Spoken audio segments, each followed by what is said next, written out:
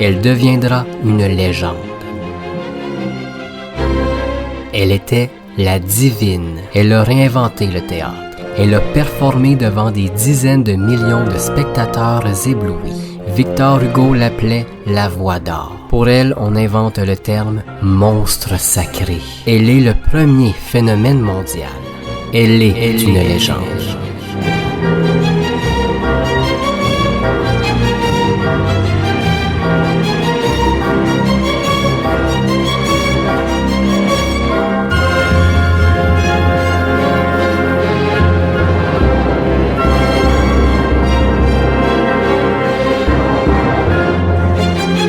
Vous savez, je suis quand même Sarah Bernard.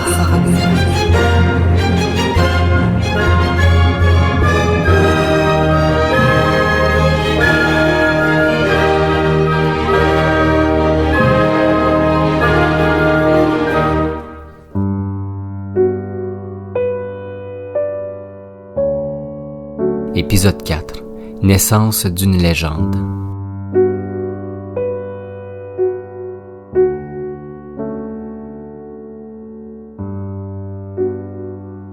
Au cours du dernier épisode, après que Sarah Bernard ait transformé le théâtre de l'Odéon en ambulance militaire durant que Paris était assiégé par les Allemands, elle a pris la décision de retourner à la Comédie Française.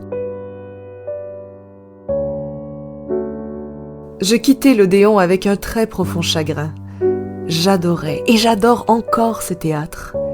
Il a l'air à lui tout seul d'une petite ville de province. Ces arcades hospitalières sous lesquelles se promènent vieux et pauvres savants venant prendre le frais à l'abri du soleil, les grandes dalles qui l'entourent, dans l'écartement desquelles surgit une herbe jaune et microscopique, ces hautes colonnes noircies par le temps, le bruit régulier qui l'entoure, le départ des omnibus ressemblant au départ des anciennes diligences, tout lui donne un aspect à part dans Paris.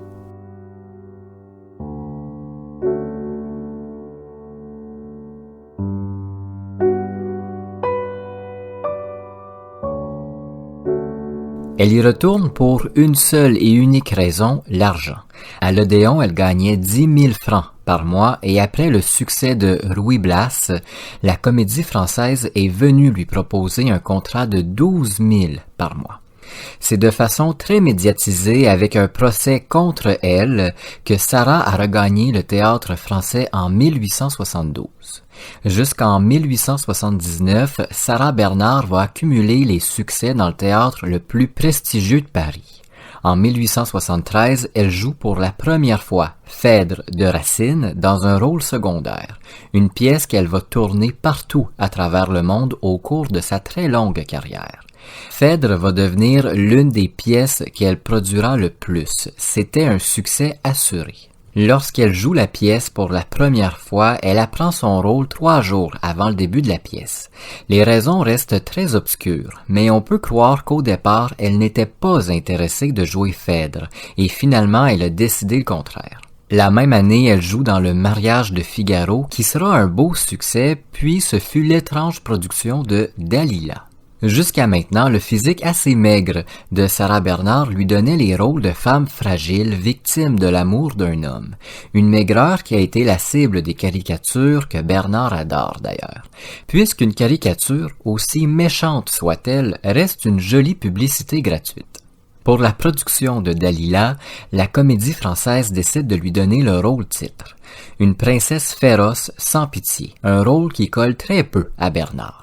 On fait la même chose pour le reste de la distribution. On donne aux acteurs des rôles loin d'être faits pour eux. Un choix risqué qui aurait pu mener à l'échec de la pièce. Heureusement, Dalila fut un mince succès. Très rapidement après son retour à la Comédie Française, l'actrice devient une source sûre pour le théâtre. Sa seule présence sur scène assure un beau profit pour l'établissement, loin d'être négligeable. Mais M. Perrin, le directeur du théâtre, est un homme aigri qui entretient une relation assez complexe avec Sarah. Perrin n'aime pas qu'on s'oppose à ses idées et déteste, par-dessus tout, qu'on argumente avec lui. Il comprend rapidement qu'on ne fait pas ce qu'on veut avec Sarah Bernard, qu'elle n'a pas peur de longuement argumenter avec son patron, des rencontres qui souvent se terminent avec des portes claquées. En 1874, la relation entre les deux est à son plus bas. Sarah refuse de parler au directeur et Perrin, lui, refuse de donner les rôles d'importance à l'actrice. Il préfère les donner à une autre femme reconnue, Croisette. Bernard la décrit comme une femme soumise qui ne s'oppose jamais et fait tout ce qu'on lui dit, même si elle n'est pas d'accord. Donc, cette année 1874 s'annonce plutôt tranquille pour l'actrice, qui décide de ne pas chômer tout de même. En plus de sculpter régulièrement, elle se met à peindre. Elle découvre qu'elle a un talent naturel pour peindre toutes sortes de choses. Elle peint des natures mortes, des autoportraits, des portraits de famille, ainsi que plusieurs personnes qu'elle imagine. Elle s'achète un petit appartement dans Montmartre où elle y installe un atelier. Elle réalise là-bas l'une de ses plus célèbres sculptures. Bernard se sculpte un autoportrait en se représentant portant des ailes de chauve-souris, ainsi qu'une queue de poisson. Une pièce qui sera vivement critiquée dans la presse parisienne. De un, parce que c'est un peu étrange de se représenter en plusieurs animaux, mais aussi parce que certains n'acceptent pas que l'actrice excelle dans d'autres sphères que le théâtre. L'un de ses défendeurs les plus célèbres, Émile Zola, l'écrivain, n'hésite pas à prendre la parole dans les journaux et ira même jusqu'à dire « Faites passer une loi qui empêche les citoyens d'avoir plusieurs talents ». Sarah Bernard semble s'éloigner du théâtre à nouveau. Ça fait un bon bout qu'elle n'a pas figuré en haut d'une affiche. Le public commence à s'impatienter et il écrit au Théâtre Français. Il veut revoir la grande Sarah Bernard sur scène. Perrin, le directeur, commence à recevoir de la pression, non seulement du public, mais aussi des sociétaires du théâtre qui veulent avoir de gros profits. À la fin de l'année 1874, le directeur de la Comédie Française décide de refaire Phèdre, mais cette fois-ci avec Bernard dans le rôle principal. Il se rend chez l'actrice qui accepte le rôle. Pour la première fois de sa vie, elle est effrayée par un rôle. Ce nouveau défi semble insurmontable. Le personnage est trop grand, trop ambitieux. Le soir de la première, le 21 décembre, c'est une Sarah Bernard terrifiée qui monte sur la scène. Au bout de quelques instants, ce sentiment horrible qui l'habite disparaît et Bernard porte la pièce en grand triomphe. L'année suivante, elle accepte de jouer le Sphinx. Malheureusement, après plusieurs disputes, Perrin décide de donner le rôle principal à Croisette, tandis que Bernard devra se contenter du second rôle. À la surprise générale, elle s'en réjouit. Le second rôle est beaucoup plus intéressant que le principal, après tout. Au fil des répétitions, le second rôle est trop bien joué. Il prend trop de place. Le talent de Sarah éclipse tous les autres acteurs, y compris Croisette. Ça déplaît beaucoup aux autres artistes et tranquillement, une certaine tension commence à se faire ressentir. Cette tension va exploser le jour où Croisette glissa sur une pétale de rose. Sarah, qui à son costume portait plusieurs roses, dont les pétales tombaient sur la scène. Croisette, dans un mouvement rapide, ne voit pas la pétale et se retrouve dans une position peu charmante devant tous les sociétaires de la Comédie Française. Croisette accuse sa partenaire de faire volontairement tomber les pétales afin de provoquer ce genre d'incident. Une dispute éclata entre les acteurs qui formaient maintenant deux clans. Les croisettistes, formés des banquiers, des bourgeois du théâtre, et les bernardistes. Eux étaient les artistes incompris, les étudiants, les mourants, les ratés. C'est de cette façon que Sarah Bernard décrit les deux clans dans ses mémoires inachevées, Ma double vie. Cette nouvelle querelle alimenta les journaux jusqu'au soir de la première qui fut un succès. Dans la salle, les deux clans étaient bien présents. À chaque apparition de l'une ou de l'autre actrice, ses admirateurs se faisaient bruyamment entendre. Imaginez, à la toute fin du spectacle, lors des salutations, le vacarme engendré par les deux clans. Après le Sphinx, Perrin tente d'épuiser Sarah, en la faisant enchaîner les rôles pendant des mois et des mois. L'été 1877 est particulièrement chaud et humide. Dans le théâtre, l'air est presque insoutenable. Dans le public, on voit les femmes tenter de se rafraîchir avec leurs éventails et les hommes desserrer leurs chemises et retirer leurs chapeaux. En coulisses, les acteurs peinent à continuer les pièces. Bernard y compris. Mais elle comprend rapidement le petit jeu de son directeur. Il tente de l'affaiblir, ne lui donnant aucun jour de repos pour qu'elle soit dans l'obligation de s'absenter quelques semaines du théâtre.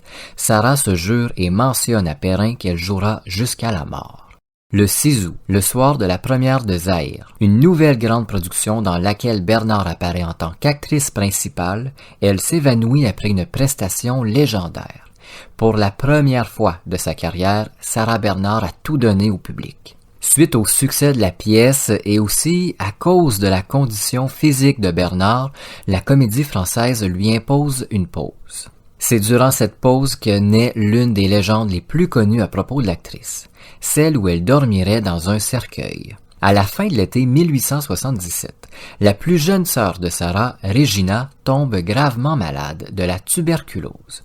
Durant la maladie de sa petite sœur, Sarah n'hésite pas à l'accueillir chez elle et même à lui donner son propre lit. Elle s'achète alors un cercueil dans lequel, étrangement et sans explication, elle se sent très bien. Dans son cercueil, qui devient à la fois son nouveau canapé et son lit, elle y répète certains rôles qu'elle souhaite interpréter, elle y lit des livres et y dort. Sachant très bien que cette nouvelle habitude fera beaucoup jaser, elle appelle quelques journalistes et les invite à venir la prendre en photo dans son cercueil. Une série de photos où l'on voit l'actrice faire semblant de dormir à l'intérieur de l'objet funèbre fait la une des journaux. Toute cette publicité autour d'elle fait énormément mousser sa popularité et attire certaines jalousies de la part de ses collègues. Ma célébrité était devenue énervante pour mes ennemis et un peu bruyante, je l'avoue, pour mes amis. Mais moi, à cette époque, tout ce tapage m'amusait follement. Je ne faisais rien pour attirer l'attention. Mes goûts un peu fantastiques, ma maigreur, ma pâleur, ma façon toute personnelle de m'habiller, mon mépris de la mode, mon je m'en fichisme de toute chose faisaient de moi un être à part. Malheureusement, après quelques semaines où Bernard et les médecins font tout pour sauver Regina, la petite succombe à la tuberculose. Attristée et épuisée, Sarah, qui comme sa mère est d'une santé fragile, tombe fiévreuse. Elle décide de ne pas recommencer le théâtre tout de suite et part pour la Bretagne se reposer avec son fils Maurice. Au 19e siècle, la Bretagne n'est pas le lieu charmant qu'il est aujourd'hui. À cette époque, l'endroit est sauvage, inhospitalier, mais tout de même magnifique. Pendant que Maurice joue dans le sable, Sarah explore les grottes, ce qui lui donne des histoires extraordinaires à raconter à ses amis. Elle profite aussi de l'air frais et du bord de l'eau. Au bout de 2 semaines, plus quelques jours, elle regagne Paris. Pour son retour, elle enchaîne des pièces à succès, mais Bernard s'ennuie. Elle veut de nouvelles productions. Elle veut sortir de ses pantoufles. Pour une nouvelle fois, elle s'éloigne du milieu et regagne son atelier de Montmartre pour peindre. En 1878, durant l'exposition de Paris, l'événement national, plusieurs de ses tableaux et quelques-unes de ses sculptures y sont exposés. Au cours de cet événement, elle se dispute avec 2 hommes influents de l'art qui l'accusent de prendre la place d'artistes moins reconnus. Des disputes qui finissent avec de violentes gifles et qui feront la une encore une fois. Mais l'exposition de 78 marque aussi le début de la fin de son engagement avec la Comédie Française. Après un petit incident, la relation entre Perrin et Bernard arrive à un point de non-retour. Comme l'explique dans ses mémoires l'actrice, elle a toujours eu une fascination immense pour les montgolfières, appelées à l'époque les ballons. Elle aime les voir s'envoler et elle, faire quelques petits tours de ballon à l'occasion, voir le monde d'un peu plus haut. Elle s'amuse beaucoup à bord de ces fameux ballons. Et pendant cette exposition, l'occasion se présente pour Bernard de faire un vrai tour de ballon, à plus de 2600 pieds d'altitude. C'est un propriétaire qui lui propose cette nouvelle expérience et lui propose même d'amener 2 de ses amis. Une offre que Bernard ne peut pas refuser et un rendez-vous est pris. Sans le dire à personne, Bernard et 2 de ses amis se rendent au rendez-vous où le ballon s'envole. Ah, notre départ! Il était 5h30 et j'eus un petit serrement de cœur quand, après le cri de « Lâchez tout !», je me vis en 1 seconde à 50 mètres de terre. Et puis rien. Rien. La terre au-dessous, le ciel au-dessus, et puis tout à coup, je suis dans les nuages. J'ai laissé Paris brumeux. Je respire sous un ciel bleu, je vois un soleil radieux. Autour de nous, des montagnes opaques de nuages aux crêtes irisées. Mais la température n'est pas idéale. Le vent souffle un peu trop et fait dévier le groupe et l'actrice de leur trajectoire. Ils dévient tellement qu'ils se retrouvent en campagne avant de s'écraser tout doucement près d'arbres. Ils finissent par redescendre puis rentrer très tard dans la nuit. Cet accident de montgolfière va faire couler beaucoup d'encre. On écrit que les extravagances de l'actrice l'ont mené à un événement qui aurait pu lui être fatal. Bien que le temps ne lui permettait pas de faire un tour agréable de ballon, elle voulut quand même le faire. Quelle extravagance! Le jour même, alors que Sarah est de nouveau à la une des journaux, Perrin la convoque et une nouvelle dispute, peut-être la plus violente, éclate. Le directeur de la Comédie Française reproche à son actrice ses trop nombreux caprices, sa lassitude de jouer les succès et ses extravagances à l'extérieur du théâtre.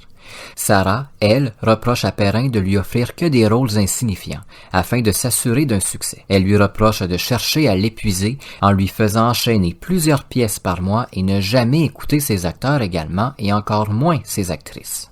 Perrin menace l'actrice de lui donner une amende de 6 000 francs, des paroles qui font éclater la Française de rire. Elle finit par quitter, en claquant une nouvelle fois la porte du bureau de Perrin.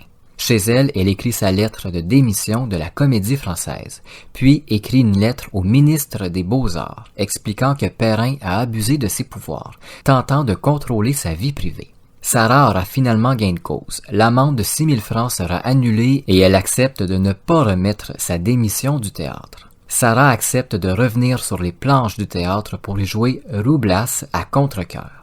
Chez elle, Sarah Bernard refuse les offres que lui fait le théâtre. À chaque fois qu'elle reçoit une enveloppe de la Comédie Française, elle soupire.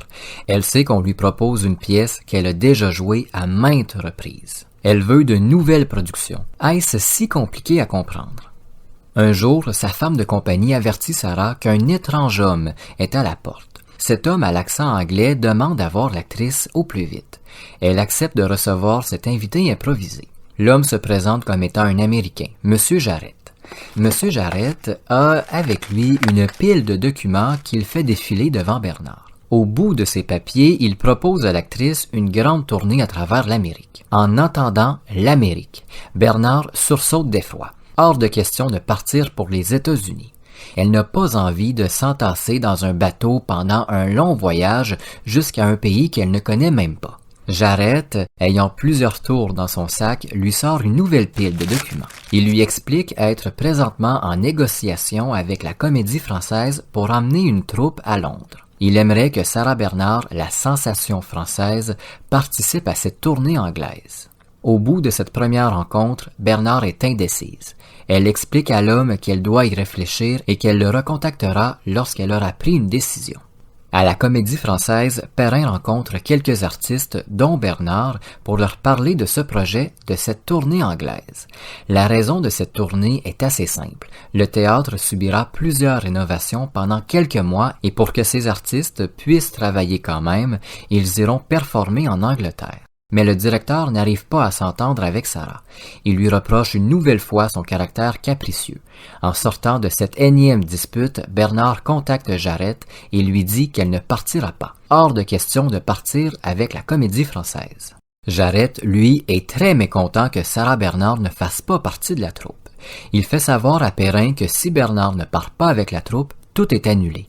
Le directeur de la Comédie Française ne peut pas se permettre de perdre cette collaboration très avantageuse. Il se rend donc chez Bernard qui l'accueille avec surprise et lui dit que tous ses caprices seront acceptés. C'est en mettant quelques nouvelles conditions, comme son nom en haut des affiches, que l'actrice accepte finalement de partir à Londres. C'est avec un immense manteau très chaud que Sarah Bernard pose pour la première fois le pied en Angleterre en 1879. Jusqu'à la fin de sa carrière, elle visitera le pays pratiquement chaque année.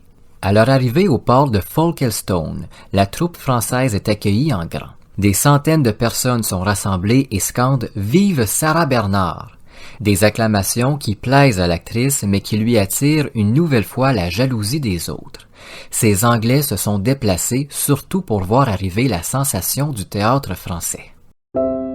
Nous passions au milieu d'une haie de fleurs tendues, de mains pressées, et je vis tout de suite que j'étais plus favorisée que les autres. Cela me gênait un peu et me charmait quand même. Une camarade qui se trouvait près de moi, et qui ne m'aimait pas, me dit méchamment « Bientôt on te fera un tapis de fleurs. »« Le voilà !» s'écria un jeune homme en jetant devant moi une brassée de lys.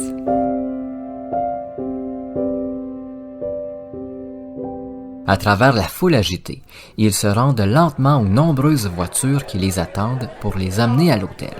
Le petit chemin que doivent faire les artistes prend un temps énorme, puisque Bernard se fait arrêter à chaque pas. On lui donne des fleurs, des petits bijoux, on veut lui parler, on veut lui serrer la main. Sarah Bernard elle-même a de la misère à comprendre ce qui lui arrive. Elle ne comprend pas cette agitation. Une fois en voiture, ils prennent la direction de la gare, qui mènera finalement la troupe avec plus de 2 heures de retard à Londres. Sarah trouve le pays très triste. Elle n'aime pas le teint grisâtre de ce ciel qui semble si bas. Rien dans les rues attire son attention, rien n'est chaleureux. Le pays lui fait une très mauvaise impression. Une fois dans la capitale anglaise, Sarah est emmenée au 77 Chester Square, où elle logera toute seule à sa demande. Elle ne sera pas logée à l'hôtel où l'entièreté de la troupe y sera. Ça faisait partie de ses conditions, de ses caprices. Le lendemain de son arrivée, la Française espérait pouvoir se reposer, profiter du charmant petit appartement dans lequel elle loge. Mais à peine elle ouvre l'œil qu'elle entend Jarrett entrer en vitesse et lui demander de s'habiller et d'être prête afin d'accueillir les journalistes. Après plusieurs réticences, Bernard comprend que ce n'est pas comme en France. Ici, les journalistes veulent rencontrer les personnalités de renom, ils veulent leur poser des questions afin d'écrire des articles plus précis. Sarah, après plus d'1 heure, est finalement prête à recevoir les quelques journalistes. C'est ce qu'elle pense. Elle s'attend à voir apparaître 2 ou 3 hommes avec leurs calepins. Lorsque Jarrett ouvre la porte de l'appartement, c'est pas moins de 37 journalistes accompagnés de quelques photographes qui envahissent l'espace de l'actrice. Les flashs des appareils éclairent la pièce à chaque instant. Les journalistes se bousculent, ils parlent tous en même temps devant une Sarah qui ne comprend rien à l'anglais, mais encore moins à ce qui est en train de se passer. Au bout de plusieurs minutes, Jarrett réussit à calmer les hommes et à leur expliquer que Madame Sarah Bernard n'a pas un très bon anglais. Les journalistes devront se contenter des traductions de l'organisateur. Après de longues heures de questions, Bernard regagne la tranquillité de sa chambre et peut enfin se reposer pour la représentation au Gaiety Theatre, prévue le lendemain. Pour la première performance à l'étranger, elle jouera le 2e acte de Phèdre, un succès assuré. Plus la performance approche, plus Bernard est terrorisée. Elle sait qu'elle est attendue avec impatience. Le théâtre est rempli de personnes qui veulent voir Sarah Bernard jouer, comprendre le phénomène. Elle se maquille, se coiffe, puis défait tout. Elle refait à 3 occasions son maquillage et à 4 reprises ses cheveux. L'actrice a peur de ne pas donner l'image extérieure de sa stature. Alors qu'elle commence à se maquiller pour une 3e fois, on lui annonce son entrée en scène dans les prochaines minutes. Sarah se coiffe rapidement et c'est avec la peur au ventre qu'elle monte pour la première fois sur les planches d'un théâtre étranger. J'avais le trac. Mais pas celui qui paralyse. Celui qui affole. On fait trop, mais on fait quelque chose. La salle entière avait applaudi mon entrée en scène pendant quelques instants. Et, courbée sous mon salut, je me disais intérieurement, oui, vous allez voir. Je vais vous donner mon sang, ma vie, mon âme. Une fois la salle calmée, elle livre, selon elle, une performance des plus ordinaires. Sa voix n'est pas juste paralysée par la peur d'oublier son texte. Ses mouvements sont exagérés et raides. Mais... Je souffrais, je pleurais, j'implorais, je criais. Et tout cela était vrai. Ma souffrance était horrible. Mes larmes coulaient brûlantes et âcres. J'implorais Hippolyte pour l'amour qui me tuait, et mes bras tendus vers Mounet-Sully étaient les bras de Phèdre tordus par le cruel désir de l'étreinte. Le dieu était venu. Le rideau tombe, le public est euphorique. En coulisses, Sarah s'évanouit sous l'émotion. Une fois ses esprits retrouvés, elle put retrouver la scène, afin d'admirer son premier triomphe à l'international. Dans la nuit, sa santé fragile va lui jouer un tour. Elle se met à trembler et à faire de la fièvre. Jarrett se rend rapidement chez l'actrice où il la retrouve dans un piteux état. Elle est incapable de parler et commence à avoir des hauts de cœur. La nuit sera difficile. Les médecins interdisent à Bernard de jouer le soir même L'étrangère, prévue au théâtre. Mais la Française ne veut pas entendre les recommandations et essaie de convaincre les organisateurs de jouer, même si son état ne lui permet pas. Jarrett va obliger son actrice vedette à rester au lit toute la journée et ajoute qu'il ne veut pas la voir au théâtre avant qu'elle ne soit complètement remise. À la fin de l'après-midi, elle se sent mieux. Sarah s'habille rapidement et, contre l'avis de tous, se présente au Gaiety Theatre. Tout le monde est étonné de la voir arriver dans sa loge. En coulisses, elle s'évanouit à 3 reprises, mais elle insiste. Elle montera sur scène, quand même. Dans ma double vie, elle affirme ne se souvenir que de façon très vague de cette soirée. Une performance qui ne fut pas digne, selon elle, de sa légende. Encore une fois, elle fut applaudie longuement par un public hystérique. Les représentations de la Comédie Française attiraient toujours la foule au Gaiety Theatre, et je restais la favorite. Je le dis ici avec orgueil, mais sans vanité. La première tournée anglaise de Sarah Bernard sera un triomphe. Entre les pièces et les ovations, elle parcourt la ville à la recherche d'animaux de compagnie. Elle était à la recherche d'un éléphant nain, mais opta finalement pour un guépard. Un guépard qui s'ajoute à ses 3 chiens, son perroquet, ses caméléons et à son singe, acheté à son arrivée. Un nouvel achat et des animaux de compagnie qui font couler beaucoup d'encre chez les Anglais. La Comédie Française voit d'un très mauvais œil les extravagances animalières de Sarah. Si seulement la presse pouvait ne pas écrire sur elle, mais elle attire les journalistes et elle répond à toutes les entrevues. On la voit partout à travers Londres. On tente de mettre Sarah un peu plus à l'écart en montrant et en faisant la promotion des autres acteurs et actrices. Rien n'y fait. Les journalistes veulent voir Sarah Bernard. Et encore Sarah Bernard. La fin du voyage se passe entre querelles, piques de ses collègues et un ras-le-bol de Bernard envers la Comédie Française.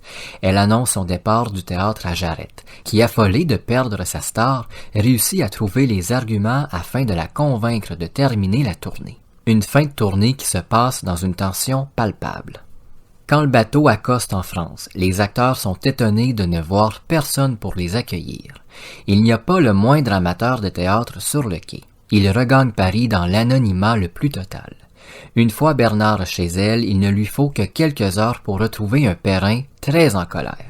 Quelques instants après être entré chez l'actrice, il se met à lui lancer des reproches. Il lui explique en avoir assez de son comportement de capricieuse, mais surtout des scandales engendrés par son extravagance, comme l'achat de son guépard. Des reproches que la femme accepte, sans trop y répondre. Elle semble indifférente à ce que lui dit Perrin. Une indifférence qui alimente d'ailleurs la colère du directeur. Avant de quitter, il lui demande de ne pas assister à la cérémonie organisée le lendemain pour souligner le retour des artistes au théâtre. Perrin lui explique craindre un débordement violent que les anti-Bernard pourraient provoquer, puisque même si l'actrice est connue comme étant la meilleure actrice du moment, elle a son lot d'ennemis. Toujours un peu dans la provocation, Sarah Bernard va assister à la cérémonie et va recevoir une nouvelle ovation. Après cette soirée, Perrin tente de garder Sarah avec la Comédie Française encore quelque temps. Il lui donne le premier rôle dans L'Aventurière, un rôle que Bernard méprise, tout comme la pièce. La première a lieu le 17 août 1880 et est un désastre. Depuis plusieurs jours, Sarah est malade. Elle n'a pas été en mesure de répéter suffisamment et plusieurs petits incidents surviennent sur scène.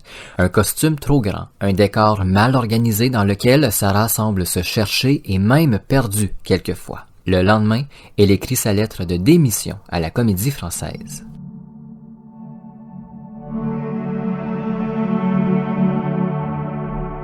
Je m'enfermai toute la matinée et, après 1000 et 1000 discussions avec moi-même, je me décidai à envoyer ma démission à la Comédie. J'écrivis donc cette lettre à Monsieur Perrin le 18 avril 1880. Monsieur l'administrateur, vous m'avez forcé à jouer alors que je n'étais pas prête. Vous ne m'avez accordé que 8 répétitions sur la scène et la pièce n'a été répétée que 3 fois dans son ensemble. Je ne pouvais me décider à paraître devant le public. Vous l'avez absolument exigé.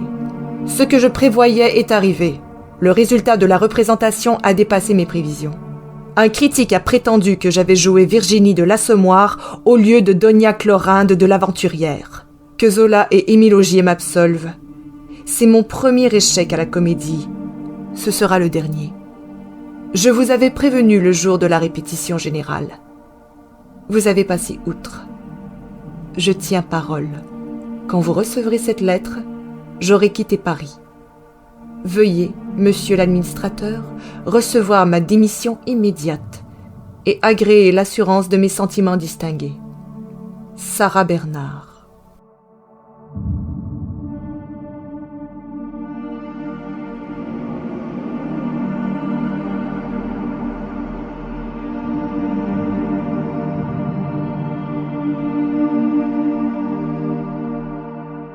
Elle écrit une seconde lettre, cette fois-ci destinée aux journaux français. Puis elle part pour le Havre, ne se doutant pas qu'elle vient de provoquer un nouveau flot médiatique immense. Les jours qui suivront seront un enfer pour la comédie française. Ne sachant pas où se trouve l'actrice vedette, le théâtre doit répondre à toutes les questions des journalistes qui se mettent à écrire plusieurs rumeurs concernant le départ de l'actrice. Le théâtre finira par poursuivre en justice Sarah, qui, défendue, sans le savoir, par un ami intime de Perrin, perdra le procès. Conclusion du juge. Bernard doit verser 100 000 francs au théâtre pour dommages et intérêts, mais aussi pour tous les problèmes occasionnés par son caractère scandaleux. Une dette qu'elle finira de payer seulement en 1900. Après ce nouveau procès contre elle, Sarah Bernard regagne son luxueux appartement parisien. Elle est plus que lassée du milieu artistique et elle ne sait pas comment il va payer sa dette envers son ancien théâtre. Elle pense à vendre plusieurs de ses biens, mais elle reçoit à nouveau la visite de Jarret en avril 1880. Cette fois-ci, Bernard l'écoute avec attention. L'homme lui propose un nouveau contrat pour l'Amérique. Il lui propose même de retourner en Angleterre si elle le souhaite avant ou après l'Amérique. Sarah lit le contrat et n'en croit pas ses yeux. 5 000 francs par performance, 15% des profits engendrés. Toutes ses dépenses seront payées. À son arrivée en Amérique, elle aura un compte en banque de 100 000 francs à sa disposition et en plus, elle pourra choisir ses collègues. Des conditions parfaites et très attirée par le côté monétaire du contrat, elle signe sans hésitation. Puis la même journée, elle fait faire 36 costumes de scène pour un peu plus de 61 000 francs. Dont l'un qui deviendra mythique, celui de Phèdre, une longue robe brodée de diamants de couleur dorée. Un costume qui, en 1923, lorsqu'elle écrit ses mémoires, lui provoque encore une grande émotion. Avec ce contrat, Jarret permet à Sarah Bernard d'être indépendante pour la première fois de sa carrière. Elle ne performe pour personne d'autre que pour le public et elle aime ça à la folie. En plus de jouer uniquement pour le public, son indépendance lui permet de jouer ce qu'elle veut, quand elle veut et de la façon qu'elle veut. Le rêve pour la Française. Après la signature du contrat, elle part avec quelques-uns de ses amis acteurs à travers les pays avoisinant la France. Elle joue que quelques soirs dans les grandes villes, provoquant à chaque représentation des mouvements de foule. On veut voir la première artiste indépendante française. Pendant cette petite tournée européenne, elle joue pour la première fois La Dame aux Camélias, pièce qu'elle jouera plus de 1000 fois au cours de sa vie. Sa performance dans le rôle principal de Marguerite Gauthier est considérée comme une référence encore aujourd'hui. Au milieu des années 30, lorsque Greta Garbo interprète Marguerite Gauthier au cinéma hollywoodien, on lui fait lire des descriptions des performances de la Française. Félix Duquesnel, le directeur de l'Odéon, apprend le départ prochain pour l'Amérique de Sarah. Il la convainc de repousser son départ de quelques jours et de faire une tournée d'au revoir à travers la France. Bernard, hésitante au début, accepte finalement cette tournée éprouvante.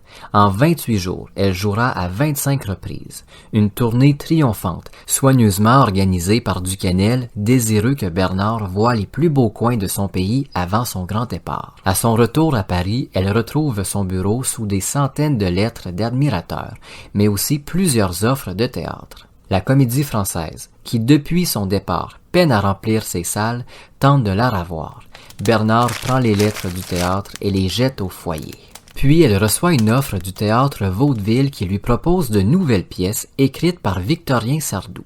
Bernard accepte de rencontrer Eugène Bertrand, le directeur du Vaudeville, et signe un contrat très léger. Sarah le sait, à son retour d'Amérique, elle n'aura aucune offre qui lui conviendrait. Le Vaudeville sera l'occasion de renouer avec le public français. Elle signe ce contrat de 50 représentations d'une pièce non précisée au moment qu'elle le désire à son retour. Le 15 octobre 1880, Sarah Bernard s'embarque pour l'Amérique. Le navire qui devait m'emporter vers d'autres espérances, d'autres sensations, d'autres succès, s'appelait l'Amérique. C'était le bateau maudit. Le bateau hanté par les gnomes. Tous les malheurs, tous les accidents, toutes les tempêtes avaient été son lot. L'Amérique est un bateau avec un lourd passé. À plus d'une dizaine de reprises, on a cru perdre le navire après plusieurs collisions avec d'autres bateaux. On compte aussi plus d'une centaine d'incendies à l'intérieur du bateau qui ont forcé les structures à être remplacées entièrement. Selon la légende, l'Amérique avait déjà sombré près de Terre-Neuve au Canada après un impact avec un iceberg. Ça peut nous rappeler l'incident d'un certain Titanic. La plus grande actrice française monte donc à bord de ce bateau et elle se dit que si elle se rend saine et sauve de l'autre côté, ce sera de la chance. À travers la brume du matin, l'actrice rejoint les ponts supérieurs accompagnée de sa femme de chambre et de 2 de ses amis. Il regarde les milliers d'autres passagers faire les adieux à leur famille avant de monter. Les membres de l'équipage emmènent Sarah à sa cabine, une grande et magnifique pièce dans laquelle on a inscrit ses initiales un peu partout. On a également rempli la cabine de fleurs et de petits cadeaux. Sur l'Amérique, rares sont les célébrités qui ont accepté de voyager à son bord. Une fois le bateau parti et l'Europe perdue de vue, la Française est envahie par la tristesse. Elle vient de comprendre qu'elle ne reverra plus Maurice, son fils, avant de longs mois. Elle passera 3 jours dans sa cabine à pleurer, refusant de voir qui que ce soit. Les premiers jours de la traversée sont plutôt tranquilles. Le temps est bon, quelques grandes vagues viennent frapper le bateau, le faisant balancer, mais rien d'inquiétant. Le 22 octobre, l'Amérique est enneigée par une violente tempête. Le ciel est noir, la mer est noire, à l'horizon, seul le navire tout blanc semble briser cette noirceur inquiétante. Plus tard en journée, on frôle le drame. Alors que le navire sort de cette tempête de neige, il rencontre un courant plus qu'agité. Le vent est assourdissant, le bateau semble littéralement sauter sur l'eau. À de nombreuses reprises, les passagers sont en déséquilibre, certains projetés dans tous les coins après qu'une vague ait frappé le bateau. C'est une Sarah Bernard très inquiète qui se rend au capitaine afin d'avoir de plus amples explications sur les conditions. Mais le capitaine est loin de la rassurer. Il lui demande même de rassembler quelques-unes de ses affaires personnelles puisqu'il craint que le bateau sombre dans l'océan à nouveau. Elle regagne sa cabine et prie afin de sortir vivante de cette traversée soudainement infernale. Elle se jure de ne plus jamais la refaire. Si elle savait... Le 27 octobre 1880, aux alentours de 6 heures du matin, l'Amérique arrive à New York. Sur le quai new-yorkais, Jarrett attend la star avec une foule immense. La venue de l'actrice française avait été largement médiatisée et attendait avec impatience cette Sarah Bernard, sensation du théâtre. Mais Bernard n'a pas envie de s'éterniser dans la foule. Elle est épuisée.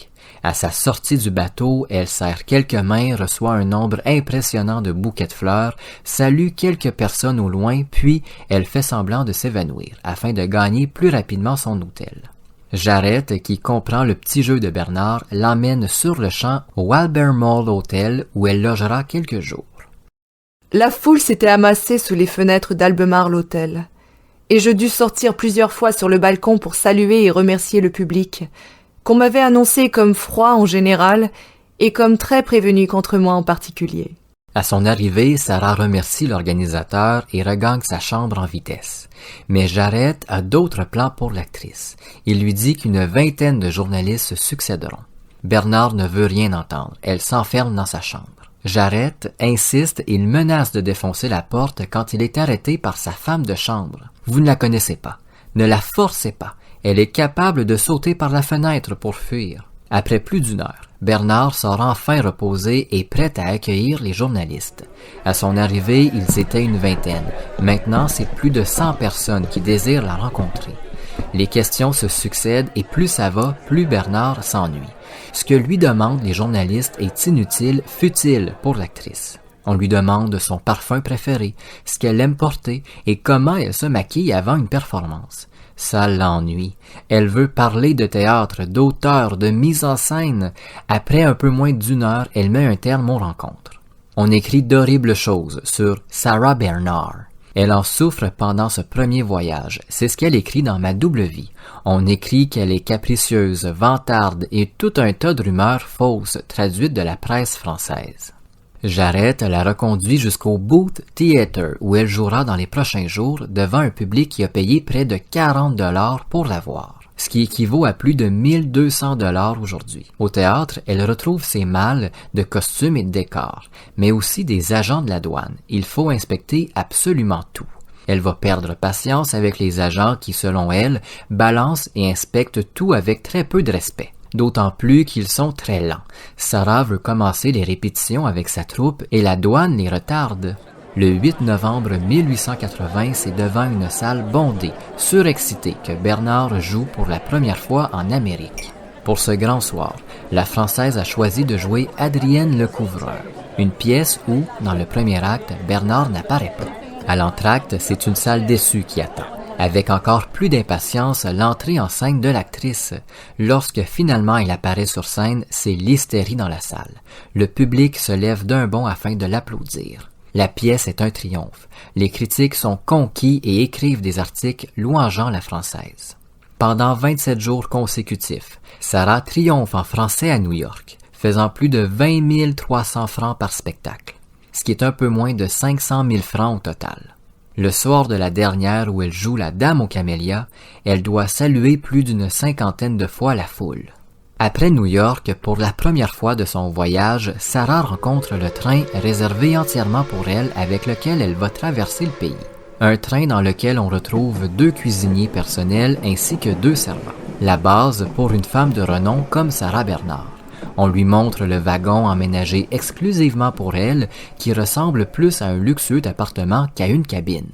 Elle se rend à Boston où une foule immense, à l'affût des critiques dorées de la grosse pomme, l'attendent. À son arrivée, elle discute rapidement avec les femmes de la ville qu'elle trouve charmantes, brillantes et d'une élégance immense. Alors qu'elle est à peine arrivée à son hôtel, un journaliste lui demande « Quand irez-vous voir la baleine ?» S'ensuit une horde de journalistes qui lui parlent de cette même baleine. Bernard ne comprend rien. Elle se dit qu'elle se trompe sûrement dans sa traduction. Il faut pas oublier, l'actrice française ne parle pas anglais, ou du moins elle parle et comprend un anglais très mauvais. Une toute jeune fille sauta au cou de son père. « Oh oui, papa, je vous en prie, allons-y !»« Mais, répondit-il, il faudrait demander à madame. » Et il s'approcha de moi avec une courtoisie pleine d'élégance. « Vous plaît-il, madame, que nous soyons des vôtres demain pour aller voir la baleine ?»« Mais, monsieur, lui répondis-je, je ne sais pas de quoi il s'agit. Voilà un quart d'heure que ce reporter et ce bizarre homme parlent de baleine et déclarent avec autorité que je dois lui rendre visite. Et je ne sais rien. Ces 2 messieurs ont pris ma voiture d'assaut pour aller avec moi dans un endroit que j'ignore pour rendre visite à une baleine qu'on doit me présenter et qui m'attend avec impatience pour mourir en paix. » À son hôtel, elle demande à Jarrett des explications. On lui explique que quelques jours avant son arrivée, une immense baleine avait été secourue par des matelots près de Boston. L'animal était mourant et on faisait tout son possible afin qu'elle survive quelques jours de plus, le temps que l'actrice française lui rende visite.